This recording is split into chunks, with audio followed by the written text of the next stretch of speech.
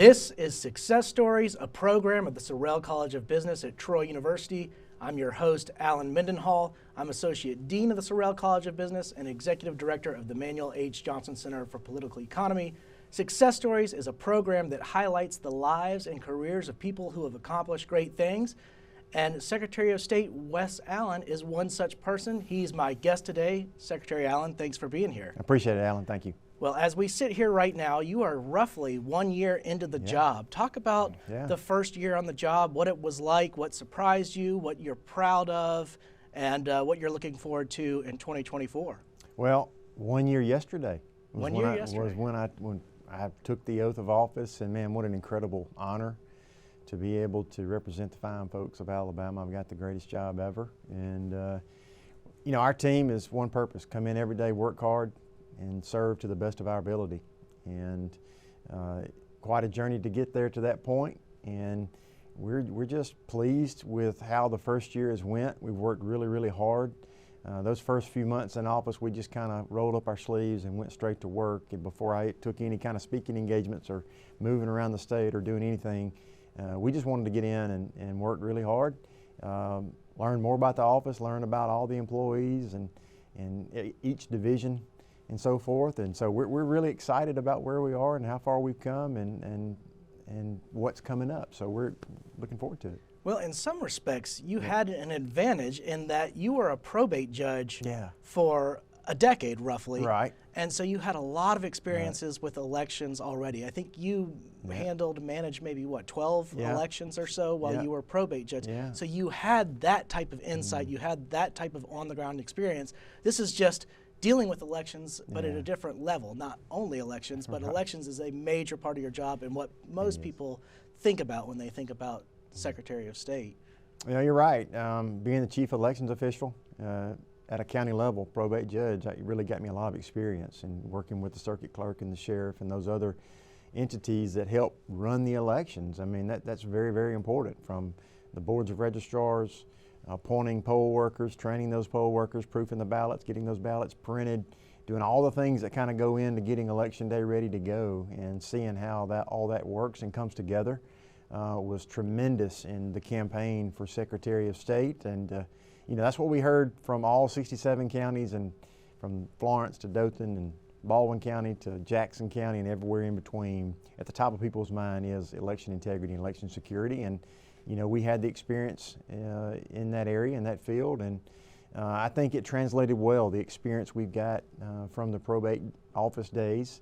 It's an administrative heavy job, and so that really helped me gain a lot of experience. And bringing that local experience to a statewide constitutional office, I think, is very, very vital. Well, you were a prominent name, a statewide name, as a probate judge, and I'll go back a minute to 2013. I remember Senator Rand Paul came right behind us to the Renaissance Conference Center and was giving a speech to the Alabama Republican Party. I don't remember if this was like the annual dinner or what it was, but I want to say it was winter time. And somebody took the podium and did that thing where they acknowledge public official and they say, so-and-so's here and so-and-so's here, and everybody claps.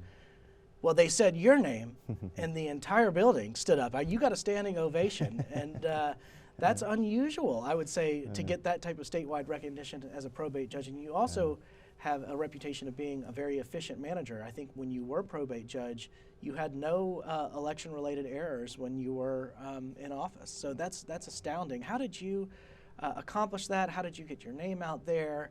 And what really set you apart as a leader? Well, listen, it's a team effort, and you know, who you surround yourself with is important. And that's, you know, I come from a team background, was a walk-on football player at the University of Alabama, so I understand how important team is. And if you don't have good folks around you, man, you're not going to be successful. And that's what I recognized early on in my probate office days as a probate judge. We put together a great team there as well, and had a great team in place. And you depend on each other. I mean, you depend on those guys to do their job. You hold them to a standard and what you expect. And I got to work alongside Jamie Scarborough as our circuit clerk in Pike County, and Russell Thomas as the sheriff, and so many great boards of registrars. I mean, it just all kind of comes together. And so it really, really was an excellent time just to be able to be in there and work really, really hard. And, you know, we just wanted to make sure that we dotted our I's and crossed our T's, and that's what it's all about, attention to detail. And, you know, that's what I can say with certainty, is that you just pay attention to those details. Pay attention to those small things, because they add up to be big things. Well, you're an alumnus of Troy University. Right. You're an alumnus of the University of Alabama, too, but we're going to claim you for the purposes of no this show. doubt. What did you study at Troy? You got a master's. I did, sport management. Oh, yeah. I graduated University of Alabama in '98, came to Troy on a graduate scholarship, and got into getting my master's degree there, and just fell in love with Troy. And that's how I ended up in Troy. You know, I was originally born and raised in Tuscaloosa, and then came to Troy and got my master's degree, and my wife and I got married and kind of put our roots down, anchored down, and raised our 2 children, Davis and Deanna. How about that? And what did you study when you were at Alabama? Well, I was in the school of New College. I don't know if you've ever heard about New College, but it kind of allows a student to pull from all the different schools in the university. And I studied and kind of designed my own program, my own degree of athletics administration. I took a lot out of business. I took a lot out of media. I took a lot out of education. And so it just kind of helped me tailor my degree program at the University of Alabama. And I'm an administrative mind. That's kind of how I work, set things up, type A personality. And it kind of helped me tremendously and get trained as you walk along that path of life in your journey. And then Troy, you know, was a huge part of that. And of course, Troy's still our home. When you mentioned your wife and children, yeah, how important is family to you, and faith? How important are family and faith to you? Man, listen, that's everything. Your faith and then your family. And if those two are so vital to who I am, and you know, that faith anchors us and anchors me in everything that I do. You know, and my family, my wife of 24 years, and my children, Davis and Dee, and how important they are, and we just love them so much, and very, very proud of our kids. Davis is 21. He's a senior in accounting at Troy. Oh, wow. Okay. Yeah. Oh, that's amazing. And Dee is a sophomore at the University of Alabama. Oh, that's great. So we're very, very proud of them. And you know, our faith is important. We worship and are members at First Baptist Church in Troy, and been very active there for many, many years. We love our church family. And listen, when you go through trials of life and the journey, you're going to experience trials and going to experience setbacks. And if you don't have that strong faith family like we've got at First Baptist, I mean, I don't know how we would have made it. I mean, they've just been such powerful prayer partners. We love our faith family there at First Baptist Church in Troy. Well, y'all are pretty young empty nesters. We are. We are. I was kidding with Kay right after the campaign ended and we got elected in November of 2022 that both kids were kind of gone, and we were like, man, this is, you know, what are we doing here? This is strange, you know. Yeah, so we're getting used to it, and it's good. But listen, it's just another journey, you know, another part of life, another chapter, and we're getting used to it. Yeah, I can remember when I took my first son home from the hospital and put the car seat down on the floor, and then thought, well, now what? Now what do we do? But it's probably it's probably a similar reaction when your child moves out and the last child moves out and the house is empty, and you think, oh, now what? You know, I know, but it's been fun. And listen, they supported me in every step of my professional career, from Troy University, working there in the athletics department, to being probate judge and getting elected to the Alabama House of Representatives, and then of course throughout the long campaign for Secretary of State. If you don't have that strong family with you, it makes it, I can't imagine, it'd be very, very difficult. Well, I'm glad you brought up your time in the House of Representatives. I was going to ask you about that. Yeah. You spent roughly, 4 years? 4 years, one term. One term.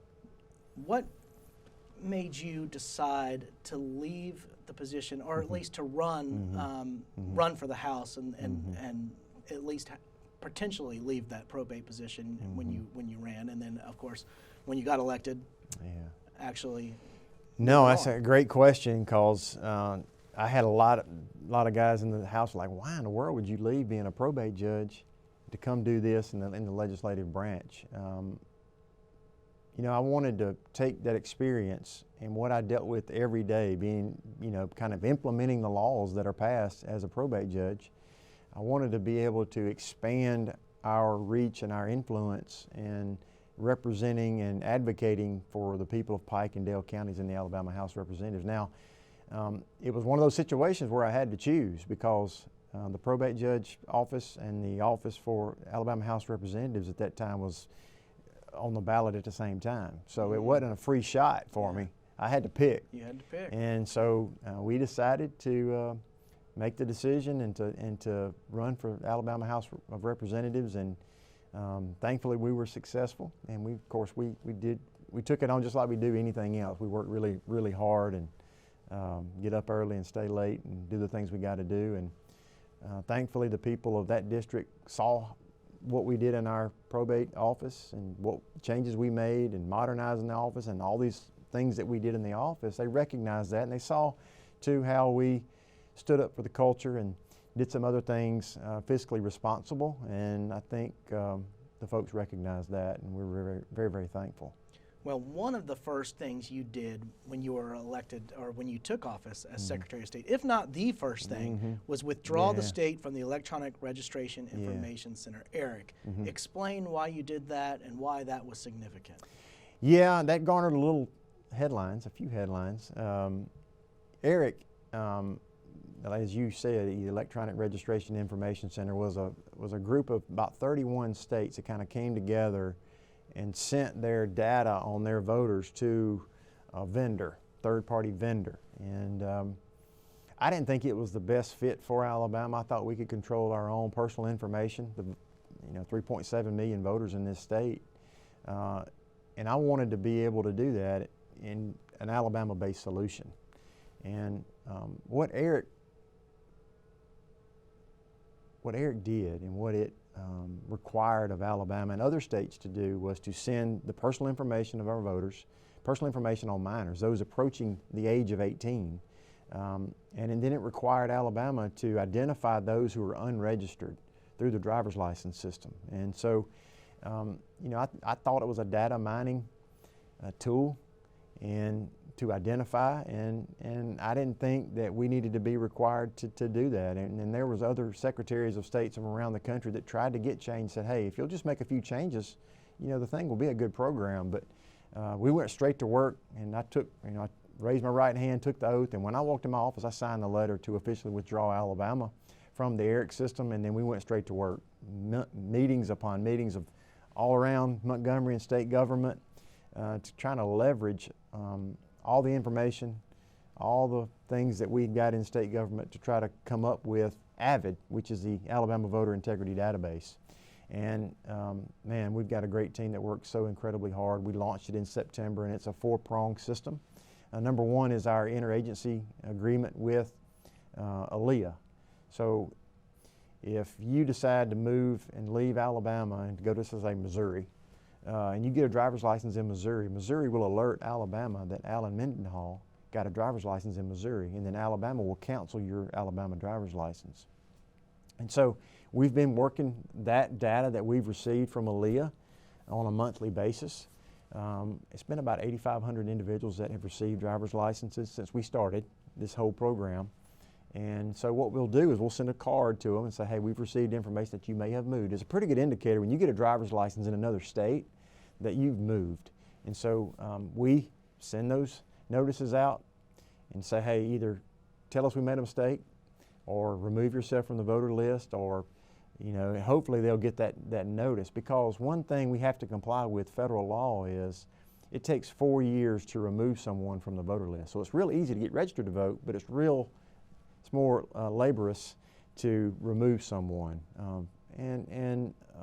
because of federal law. So if someone passes away, obviously we can remove them instantly. But the second thing that we're very, very proud of is our bilateral agreements with our border states, Tennessee, Georgia, Florida, Mississippi, and now Arkansas, and we're talking to other states as well to get a bilateral memorandum of understanding with them to exchange data with each other. And Mississippi and Tennessee were never part of ERIC, so we've never exchanged data with those two states. We've already started the data exchange with Tennessee. A little over 8,000 individuals are registered in Tennessee or also registered in Alabama. So we send those same cards and say, hey, please update, remove yourself, whatever the case may be. Third prong in that AVID system is our use of the national change of address. So if Alan Mendenhall moves, normally what you're going to do is tell the post office, please send my mail from my Alabama address to my new address where I'm moving to out of state. And we've identified a little over 30,000 individuals that's done that as well. We're working that data as we speak. And and then the fourth one is the National Death Index kept by the Social Security Administration. So if someone from our state travels to Montana, let's say to Yellowstone, and they unfortunately pass away, we'll have access to that data. That hasn't always been the case because that data belongs to that particular state where that Alabama resident passes away. The Alabama Department of Public Health does a fine job of getting the information of those individuals in our state that pass away within our borders and get that to the various boards of registrars throughout the various counties to remove those individuals off our voters list. But we haven't always had that information out of state. And so this four-prong attack, I think, is good. Voter file maintenance is the foundation for election integrity. That's where it all starts. And we want to make sure that we are working hand in hand with those boards of registrars and those all of our 67 counties of our state, because that's where it begins. Well, it's so interesting to me to hear you describe the secretaries of state working together in that way. You know, in my legal universe, I'm used to hearing about attorneys general working together through RAGA and through other forms of organization.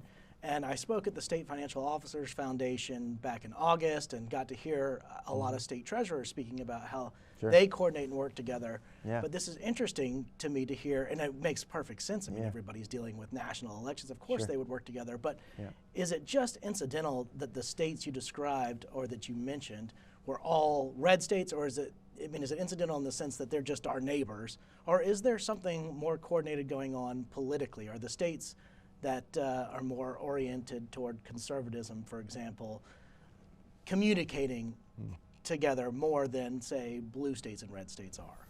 Well, I think as far as the ones that we've got the memorandums of understanding we've signed with, the border states is where I really wanted to start and really wanted to focus, because as I said before, Mississippi and Tennessee were never a part of ERIC, so they never sent their data to that vendor for them to work their algorithms and do whatever else they did to give us that information. So it was important to get those two states. And then, of course, Georgia's a huge state population-wise. Florida is a huge state, 15 or so million voters. I mean, good gracious. So that's important. And, of course, Arkansas as well. But, you know, they are conservative states like we are, and conservative secretaries of state, my counterparts, so it's a natural fit to, you know, and geographically as well. So I thought it was just a natural fit to be able to work alongside those secretaries in the southeastern portion of the United States. Well, of course, your father, Gerald Allen, is in politics as well, served in both the House and the Senate. Sure. And how many father-sons have served in the legislature simultaneously? I don't know that there's ever, I know we were the first one to serve at the same time. Okay, that's what that's what I meant, like serving at the same time, serving Senate and the House. Yeah, so that was a pretty neat historical moment there for he and I. And listen, he's been such a mentor, and just watch him work and his work ethic and how he represents, you know, Senate District 21, which is Tuscaloosa and Pickens County. It's been fun to watch him and his career. Well, and I would imagine it was helpful to you as you first got into politics, when you first ran for office, to have somebody like your own father to bounce ideas off of, to talk about, to say, how do I start a campaign? Who do I pay? Who do I hire? All that kind of stuff. It's probably a lot easier when you had that type of resource. And no doubt he is such a resource. And too, when he had questions that would come before him when I was a probate judge, he'd say, hey, what about this bill that may impact probate courts or probate offices, or those probate offices that sell the car tags or do the titling or whatever it may be. So we would bounce ideas off each other, but he was a natural resource to have and such a tremendous resource. Well, sure, that makes perfect sense to me, because after the Obergefell decision, there were all kinds of new issues that the legislature was dealing with marriage licenses and all that, so it makes a lot of sense that he would come to you and ask about the sort of the quotidian elements of the job and how you issue the marriage licenses and all that. So yeah, that makes a lot of sense to me. Well, viewers of this show, many of them at least, are college-age students. This is a program of Troy University. Yeah. And so students watch the show to see how it is that people got where they got. And one theme that has emerged over time is that there's not really a formula. There's not really a single path that people take to become successful. Some people are successful in different areas, whether it's business, some people are successful in politics, some people are successful in journalism or whatever it is, but there's no sort of how-to manual to do it. And sometimes there are accidents, sometimes things are planned, but the one thing that I have noticed is that most people who've come on the show are diligent, they're hard workers, they're tenacious, and they're ambitious. But I would like to hear what your thoughts are in terms of advice. If you had to advise young people about their careers, not necessarily, oh, go be a lawyer or go be a doctor or whatever, but what they need to account for when they're considering their careers and what values and priorities they need to assess, what would that piece of advice be? Oh, goodness. That's a good question. That's why I tried to make it as long as possible. Yeah, I appreciate it. I appreciate that. No, listen, it's the simple things never go out of style. I mean, it's about showing up on time, being early actually, the way you present yourself, how you dress, being professional, how you interact with those individuals, treating others with respect, and giving respect, and just like you touched on, just in today's day and time where we're at, if you just get there early and work hard, you're going to set yourself apart. I mean, if you just get there and do a good job and be diligent in what you do, ask questions, and be willing to do the small things. Be willing to do that and to learn, and just stack days on top of days. There's going to be days when you don't want to go into work and don't want to do the things you got to do to set yourself apart, but that's the days that you got to run to the fight. And that's one thing I try to instill in my children, is that sometimes when things get difficult, you can't run from that. That's when you got to go to it and address it straight on. And that's one thing I've always tried to do, is just address things straight on and go to it and run to the fight and get in it and go for it and get after it and work hard and just get there early and stay late and do what you got to do to be successful.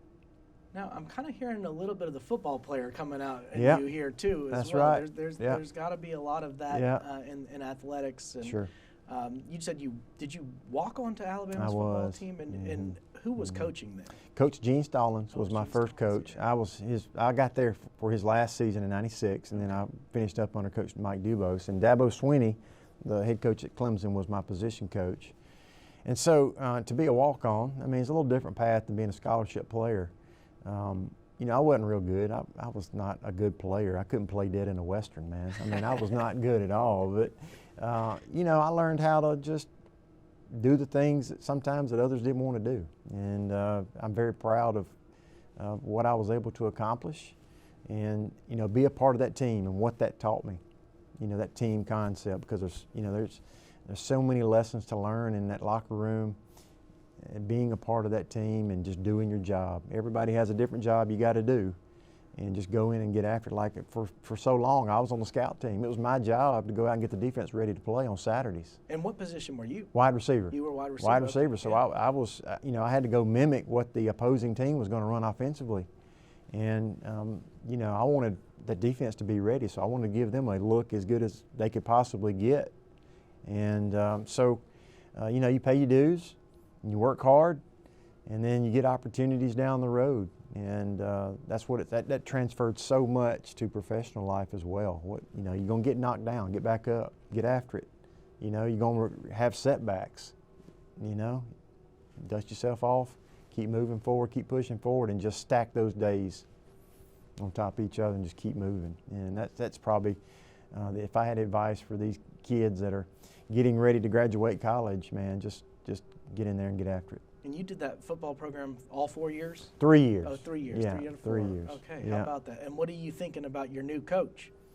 Well, I don't know much about him, so Yeah. it's going to be interesting to kind of see how he puts the staff together. And from what I can tell, I think he's doing a fine job of putting the staff together. You know, it's a different game than it was when I came through in the late 90s. I mean, you know, we didn't have to deal with that transfer portal or the NIL situation. So it's a whole different situation, and I can't imagine being a head coach in today's environment, having to deal with that. Not, you know, it used to be hard just to kind of recruit, but now you got to recruit the team you got to stay. So we'll see. I think he's impressive. He's won every place he's been, from what I understand, and he seems like a very, very hard worker and very diligent, so he'll have opportunities to be successful.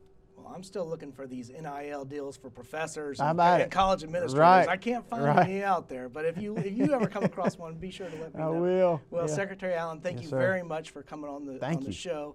Really appreciate it. Thank you, Alan. This has been Success Stories, a program of the Sorrell College of Business. Thank you for watching.